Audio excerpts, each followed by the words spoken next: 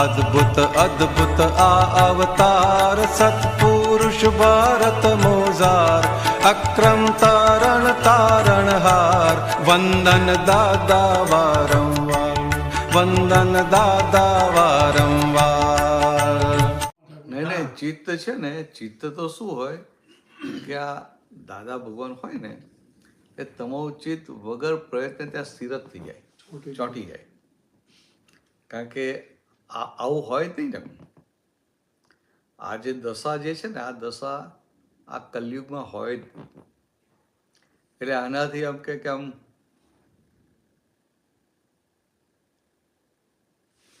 એની સાથે આમ કમ્પેર આમ શું થાય કે એની ડાયરેક્શનમાં એવી દશા ના હોય. એટલે આમ કહું કે આમ પેલું કે ને આપણે કહેવત છે ને ગુજરાતીમાં, ક્યાં રાજા બોધ ને ક્યાં ગાંગો તૈલી. એટલે આપણને આપણું જે ચિત્ત જે ભલે જ્ઞાન મળ્યું ને એટલે શુદ્ધ દર્શન એ થઈ ગયું, જ્ઞાન શુદ્ધ થઈ ગયું એટલે ચિત્ત શુદ્ધ થઈ ગયું. પણ આ જે નિકાલી ભાગ છે ને એમાં એને જે સુખની માન્યતાઓ જ્યાં ને ત્યાં સ્કેટર્ડ થઈને પડેલી હોય. તમે અંદર આવો ને તમને થાય કઈ જગ્યાએ બેસવું, અહીંયા બેસવું, અહીંયા બેસવું, અહીંયા બેસવું. અને હજુ ત્યાંથી અહીંયા આવો તો એટલામાં તો અંદર બધું ચાલી જાય રિવોલ્યુશન કે પેલી જગ્યા હારી જાય. ખ્યાલ તો કે આ અંદર આખું બધું ચાલ્યા જ કરતું હોય. પણ જ્યારે દાદા પાસે જાઓ ને ત્યારે તમારું ચિત્ત આખો સંસાર વિસ્મૃત થઈ જાય. વિસ્મૃત કરવો ના પડે, એમની હાજરીમાં થઈ જાય. કારણ કે એમનું ચિત્ત સંપૂર્ણ શુદ્ધ થયેલું છે ને એટલે આપણો ભરેલો માલ આખો ચોખ્ખો કરીને આવેલા છે. એટલે એમની એ સ્પષ્ટ દશાનો અનુભવ કહેવાય, સ્પષ્ટ દશાનો. અને આપણો અસ્પષ્ટ દશા. એટલે સ્પષ્ટ દશાની અનુભવવાળા પુરુષ હોય ને એનું ચિત્ત શુદ્ધ થયેલું હોય. એટલે તમે એકવાર જુઓ તો ભૂલો નહીં. કેટલા એવા એક્ઝામ્પલ છે કે દાદાને ભેગા થયા હોય ને પછી દાદા દેખાય જ કરે, યાદ જ આવ્યા કરે, ભૂલે નહીં. કેટલાક તો એવા પણ છે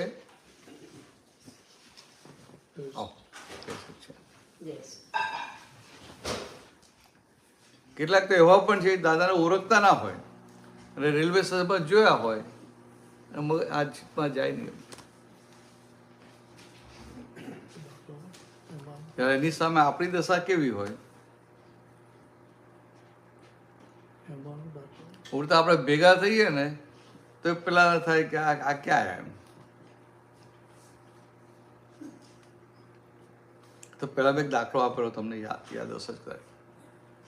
દાદા એકવાર બરોડાથી બોમ્બે જતા હતા. એ વખતે દિવસની ટ્રેનો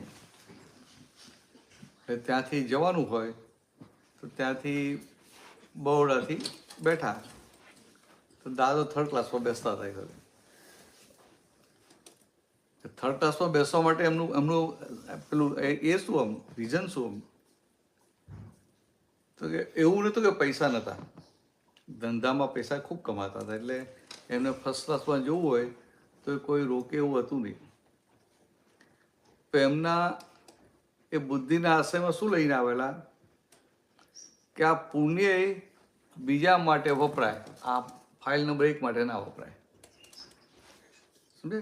ફાઇલ નંબર 1 માટે મિનિમમ વપરાય ને બીજા માટે વપરાય.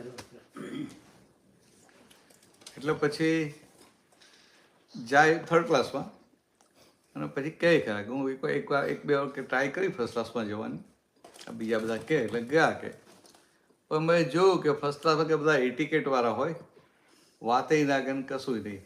એના કરતાં કે આપણે થર્ડ ક્લાસમાં કે આપણા જે સામાન્ય લોકો હોય ને કે સારું પડે કે પેલા એટિકેટવાળા હોય એટલે સાહજિકતા તૂટી ગઈ હોય. ના બધા સાહજિકતા કેમ છો, ક્યાં છો, કયા ગામનો છો, બધી વાતો એ કરે ને કે સાહજિકતાવાળા. તો દાદા જતા હતા તો એમની સામે એક ભાઈ બેઠા હતા. એ મેડિકલ રિપ્રેઝેન્ટેટિવ હતા. પહેલાં વાત કરી કદાચ ખબર હતો, આમ જ ફરી કહું તમને યાદ આવી. તો બરોડાથી એ ભાઈ ભરૂચ ઉતરી ગયા. બરોડાથી ભરૂચ 1 કલાક જેવું લાગે. તો ગયા પછી એ ભાઈ 23-24 વર્ષ પછી અમને સત્સંગમાં વાનગાંવ, ઉમરગામથી આગળ વાનગાંવ, ત્યાં અમે સત્સંગ માટે ગયેલા. તો એ ભાઈ ત્યાં આવ્યા ને પણ દાદાનો ફોટો જોયો ને એટલે ચમકી ગયા. આવો, જય સચ્ચિદાનંદ, જય સચ્ચિદાનંદ.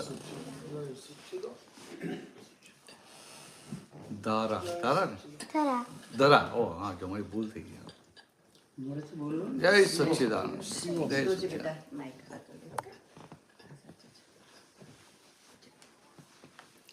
તો એ ભાઈ ત્યાં ભેગા થયા એટલે પેલો ફોટો જોયો, ચમકી ગયા. મેં પૂછ્યું શું થયું એમને? મને કે આ જ દાદા ભગવાન છે. તો મારે તને એવું કહ્યું, હા આ જ દાદા ભગવાન. કારણ કે એવું થોડું કે આ એમ પટેલ છે, એ તો એક વાર રીતે જ વાત કરવી પડે ને. મેં કહું આ જ દાદા ભગવાન છે. તો મને કે આ કાકાને તું મળ્યો તો વર્ષો પહેલા, કે 24-25 વર્ષ પહેલા મળ્યો તો એમ. કે મારી ટ્રેનમાં કે હું ભરૂચ જતો હતો, મારી સામેના પાટિયા પર બેઠા હતા.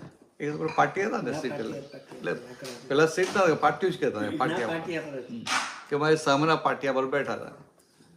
હું તે કઈ વાત કરેલી? તો ના, મેં કશી વાત નથી કરી.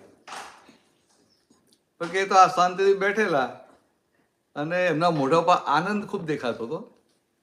એટલે આનંદ ખૂબ દેખાય અને કપડાં સારા પહેરેલા, એટલે મને એમ થયું કે આ કાકા પાસે પૈસા ખૂબ હશે, એટલે આ મોઢા પર આટલો આનંદ દેખાય છે.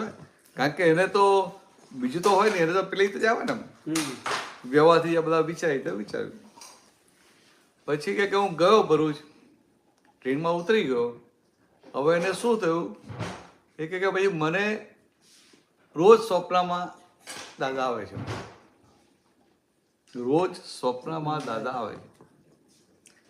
પાછું શું કીધું કે હું બધું કામ કરે તો મને ખુલ્લી આંખે દેખાયા કરે છે, ખુલ્લી આંખે પણ દેખાયા કરે.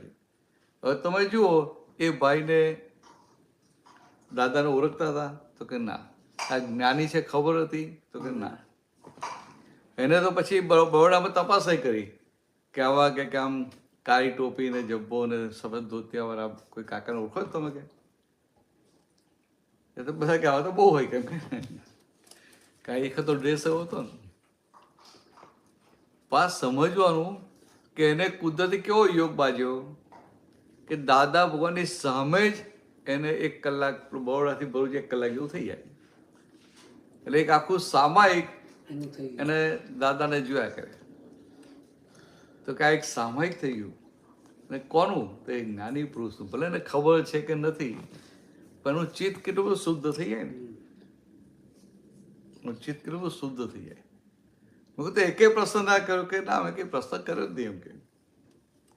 તો એમના મોઢા પર આનંદ બહુ હતો. એટલે કે મને આવું લાગ્યું કે આમ બીજો પૈસા બહુ હશે ને એટલે આમ મોઢા પર આનંદ દેખાય છે. તો કે એને એવું પણ ના ખબર પડી કે આ આનંદ આત્માનો આનંદ છે. પણ છતાંય એને કેટલી મોટી અસર થઈ ગઈ. તો દાદાએ કશું કર્યું હતું? એક શબ્દ પણ નથી બોલ્યા, કે વાતે નથી કરી. પણ આ કેવું હોય કે એમની જે દશા હોય ને, સ્ટેટ ઓફ બિંગ, તો કે જેમ પાવરફુલ મેગ્નેટ હોય એને લોખંડ પાસે લઈ જઈએ ને, તો લોખંડમાં મેગ્નેટના ગુણ ઊભા થઈ જાય. તો કે લોખંડને એવું છે કે મારે મેગ્નેટ જેવા થવું છે? તો કે ના, મેગ્નેટ એવું ના હોય કે મારે આને લોખંડને મેગ્નેટ કરવું છે. પણ એની નજીક જાય ને એટલે એનામાં એક ગુણ ઊભા થઈ જાય. એવું આ દાદાની પાસે બેઠો ને, એનું ચિત્ત શુદ્ધ થવા માંડે. એટલે આ બહુ મોટું આશ્ચર્ય હતું. આપણે બધા જ્ઞાની કહેવાઈએ, આપણે બધા 100% જ્ઞાની કહેવાઈએ. કારણ કે ભાન થયું ને હું શુદ્ધાત્મા છું, એટલે હું શુદ્ધાત્મા છું. ભાન થયું, આ પાકી શ્રદ્ધા બેઠી, એટલે જ્ઞાની કહેવાઈએ ભગવાનની ભાષામાં. પણ એ ક્રમિક માર્ગના જ્ઞાનીઓ બધા કેવા હોય? બધું ચોખ્ખું કરી કહીને આવેલા હોય. એટલે અંદરની દશા હોય અને બહારની પણ દશા હોય. પણ આપણે બધા અક્રમ એટલે આ અક્રમની રીતે તો જ્ઞાન કહેવાય ને, એટલે આપણો બહારનો વ્યવહારનો ભાગ એટલો શુદ્ધ થયેલો ના હોય. તો પછી દાદાએ કીધું અમને કે આપતો કે તમારો બહારનો ભાગ જેટલો ચોખ્ખો થાય ને એટલા તમે કલ્યાણના નિમિત્ત બનો. તમે આ બધા જેને વાતો કરી આવો, પુસ્તક આપી આવો કે આ પ્રભાત ફેરી કરી આવો કે એનાથી કલ્યાણ ના થાય, પણ તમારો અંદરનો ભરેલો માલ જેટલો ચોખ્ખો થતો જશે તેમ તેમ તમે કલ્યાણના નિમિત્ત થતા જાઓ. આ દાદા બોલે છે ને એમનો માલ ચોખ્ખો થઈ ગયો છે, એ દશામાં રહીને બોલે છે. એટલે આ જે ઇમ્પોર્ટન્ટ આ વસ્તુ હતી. જગતે પુણ્ય જાગશે, આફરીન લોક પુકારશે, લાખો યુગો સુધી આવો લાગો